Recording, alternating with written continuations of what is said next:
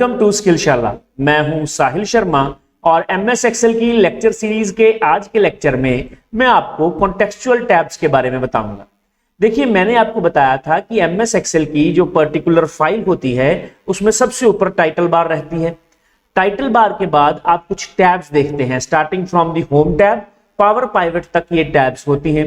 Home tab से पहले एक बटन होता है जिसको हम फाइल बटन बोलते हैं, जो बैक स्टेज व्यू दिखाता है, ये भी मैंने आपको बताया था।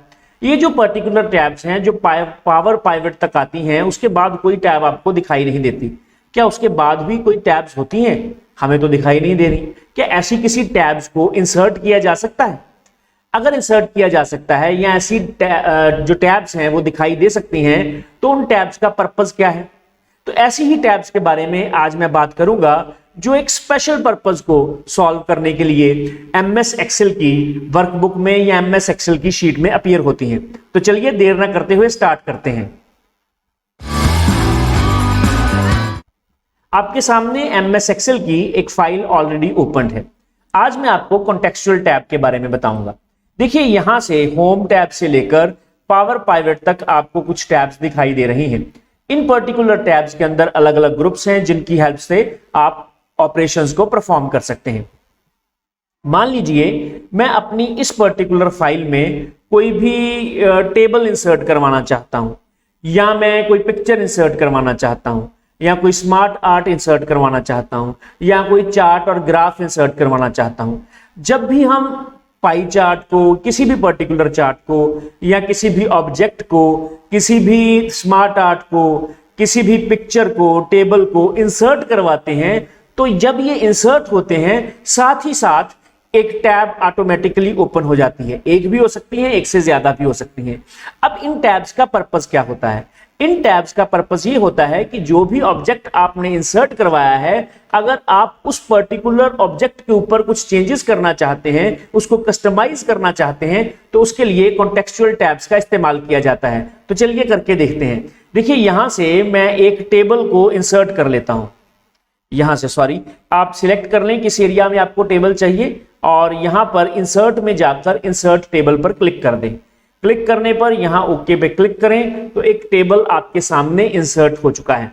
ये जो पर्टिकुलर टेबल है, अगर मैं यहां पर कहीं भी साइड पे क्लिक करूं तो मैं देखूंगा कोई भी टैब इंसर्ट नहीं हुई। लेकिन अगर मैं इसके ऊपर क्लिक कर दूं तो ये देखिए, पावर पाइवट के बाद एक टैब इंसर्ट हुई है जिसका नाम है डिजाइन। इस डिजाइन के बिल्कुल ऊपर अगर मैं देखूं तो यहां पर लिखा है टेबल टूल्स। टेबल टूल्स का मतलब है ऐसे टूल्स जिनकी हेल्प से आप अपने टेबल को कस्टमाइज कर सकते हैं, उसकी डिजाइनिंग कर सकते हैं, उसके ऊपर फंक्शंस, फॉर्मूलाज लगा सकते हैं, जैसा भी आप करना चाहें। तो यहां पर टेबल टूल्स पे भी मैं अगर क्लिक करूंगा तो ये डिजाइन टैब ओपन हो जाएगी। अगर मैं इस डिजाइन टैब पर क्लिक करूंगा तो भी डिजाइन टैब ही ओपन होगी। तो मैं करके देखता हूं। जैसे ही मैंने इस पे क्लिक किया तो ये देखिए एक प्रॉपर टैब विद ग्रुप्स जो है वो हमारे सामने ओपन हो चुकी है।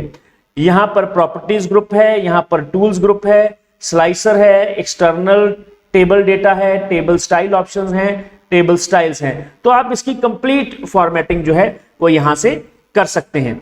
तो इस तरह से ये काम करता है। अब मैं आपको एक पिक्चर भी इंसर्ट करके दिखा देता हूं। इंसर्ट पे क्लिक करें, यहां पर माउस के कर्सर को रखें टेबल के बाहर, और यहां मान लीजिए आप इस पिक्चर जो है वो इंसर्ट करवाना चाहते हैं। तो इसके लिए आप यहां पर पिक्चर्स की ऑप्शन होगी, ये देखिए, यहां से आप कोई पिक्चर ले लें, ओके पे क्लिक करें तो ये पिक्चर जो है वो इंसर्ट हो चुकी है। जैसे ही पिक्चर इंसर्ट होती है तो यहां पर पिक्चर टूल्स आ चुके हैं। पिक्चर टूल्स के बिल्कुल नीचे यहां पर लिखा है फॉर्मेट, और ये फॉर्मेट टैब है। इसके अंदर ये कुछ ग्रुप्स जो हैं वो आपके सामने हैं। आप इस पिक्चर पर किसी भी तरह के अगर चेंजेस करना चाहते हैं तो उसके लिए आपको एक टैब, एक प्रॉपर टैब जो है एमएस एक्सेल ने प्रोवाइड कर दी है, जिसका नाम जो है फॉर्मेट है। अभी मैं आपको इसके अलावा कुछ और चीजें भी इंसर्ट करके दिखाता हूं। यहां पे क्लिक करें, यहां पे क्लिक करने के बाद आप यहां से शेप ले लें। चलिए हम रेक्टेंगुलर शेप ले लेते हैं। ये शेप मैंने यहां से माउस से ड्रॉ कर ली। जब मैंने इस शेप को सिलेक्ट किया हुआ है तो यहां पर ये क्या लिखा है? Drawing tools. जब टेबल थे तो क्या आया था? Table tools. जब पिक्चर थी तो क्या आया था? Picture tools. अब क्या है? अब रेक्टेंगल है तो क्या आया है? Shape tools, drawing tools. तो ये जो पर्टिकुलर ड्राइंग टूल्स हैं, इनके अंदर जो हमें टैब मिली है वो कौन सी है? फॉर्मेट। अगर इसके ऊपर आप कुछ चेंजेस करना चाहते हैं तो उसके लिए आप इस पर्टिकुलर टैब के अंदर दी गई ऑप्शंस का इस्तेमाल कर सकते हैं। तो चलिए आगे एक और चीज करके दिखाता हूं। मान लीजिए आप कोई स्मार्ट आर्ट जो है वो इंसर्ट करना चाहते हैं। यहाँ पे क्लिक करें, यहाँ पे क्लिक करने के बाद ये स्मार्ट आर्ट की ऑप्शंस है, यहाँ पे ये देखिए ये वाली, यहाँ पे आप क्लिक करें। क्लिक करने के बाद कोई भी आप सिलेक्ट कर लें, यहाँ से ओके पे क्लिक करें। आपके सामने स्मार्ट आर्ट इंसर्ट हो चुका है। अब यहाँ पे मैं क्लिक करता हूं। क्लिक करने पर ये देखिए ये डिजाइन है।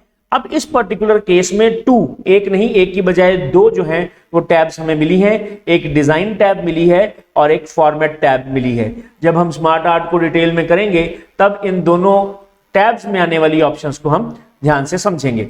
ठीक है, फिलहाल आप ये याद रखें कि स्मार्ट आर्ट जो है वो भी जब हम इंसर्ट करते हैं तो हमें टू टाइप्स ऑफ टैब्स मिलती हैं, one is design tab and other is format tab. तो चलिए आगे एक और चीज करके देखते हैं। थोड़ा सा नीचे आते हैं, यहाँ पे मैं आपको इंसर्ट करके दिखाता हूं यहाँ पर ग्राफ्स या चार्ट्स। यहाँ पे क्लिक करें, कोई भी चार्ट ले लें। अब आप कहेंगे ये चार्ट तो ब्लैंक है। जी हाँ, बिल्कुल ब्लैंक ही होगा क्योंकि अभी हमने कोई डेटा नहीं लिया है। डेटा के अकॉर्डिंग ही चार्ट डिजाइन होता है, लेकिन टैब जरूर आ जाएंगी। इस केस में भी हमें दो टैब्स ही मिलती हैं। ऊपर लिखा है चार्ट टूल्स। चार्ट टूल्स के अंदर दो पर्टिकुलर टैब्स हमें मिली हैं, एक डिजाइन टैब है और दूसरी फॉर्मेट टैब है। तो इस तरह से जब भी आप कोई ऑब्जेक्ट इंसर्ट करते हैं, चाहे वो पिक्चर हो, चाहे वो कोई ग्राफ हो, चाहे चार्ट हो सॉरी, कुछ भी जब आप इसके अंदर इंसर्ट करते हैं तो आपको जो टैब्स प्रोवाइड की जाती हैं उन टैब्स को हम कॉन्टेक्सचुअल टैब्स बोलते हैं।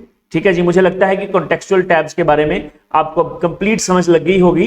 फिर भी अगर आपको कोई किसी तरह की कोई प्रॉब्लम रहती है या आपको कोई क्वेश्चन अराइज होता है तो आप कमेंट सेक्शन में पूछ सकते हैं। आज के लेक्चर में इतना ही।